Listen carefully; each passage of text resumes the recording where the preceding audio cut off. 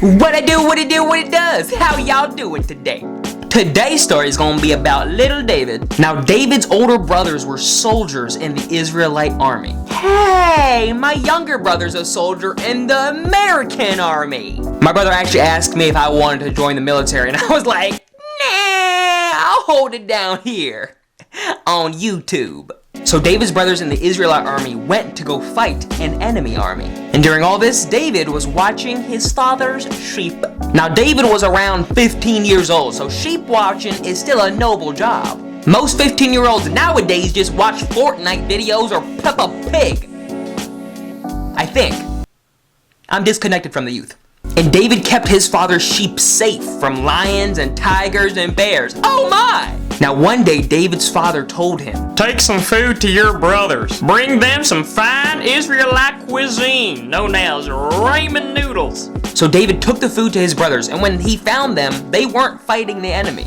All of the soldiers were scared. So David said, "What's the matter?" He's 15, so his voice is crack-a-lackin'. And his brothers told him, "You'll see." And soon an enemy soldier walked out. He was a huge, gargantuan giant named Goliath. And Goliath shouted to the Israelites, "I want a man to fight me."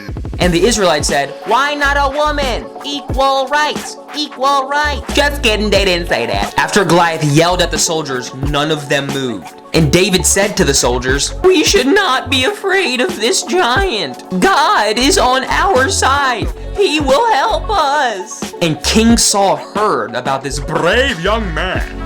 So he sent for David. And when he found him, King Saul said, "You are just a young boy." And David said, "Don't assume my gender." Just kidding, you guys are too easy to get. David said, "I will fight the giant. God helped me kill a lion, tigers, and bears. Oh my! I know he will help me kill this giant." So David picked up his shepherd's staff and 5 small stones for his slingshot. Then he went to go meet Goliath. And they rock, paper, scissored over who got to hit first. Just kidding. They played bubblegum in a dish. The giant Goliath had a heavy sword, a long spear, and a huge shield. And Goliath laughed when he saw David.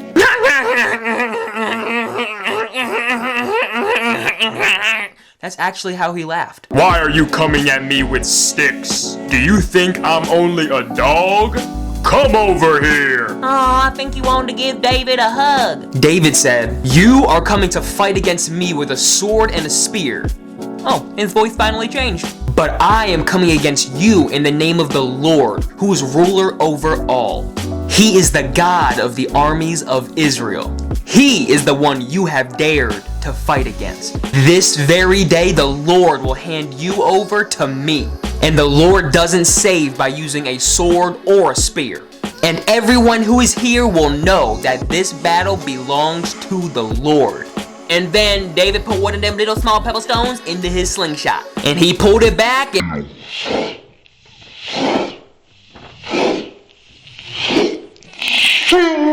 let it go. The stone flew out of the sling and it cocked Goliath right in the dome piece. And Goliath fell down dead. And the rest of the Israelites chased away the enemy army.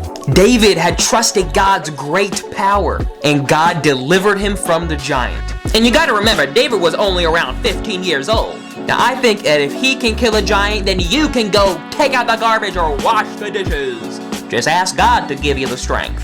I think the message of this story today is that we all undergo battles all the time, whether they be physical or spiritual battles. The important thing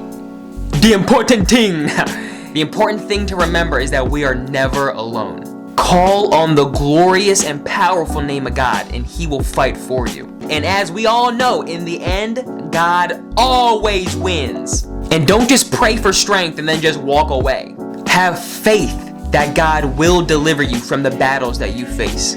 Have faith that God will deliver you from the battles that you face. And He will. Hey, I hope y'all enjoyed the story today. Bada bing, bada boom.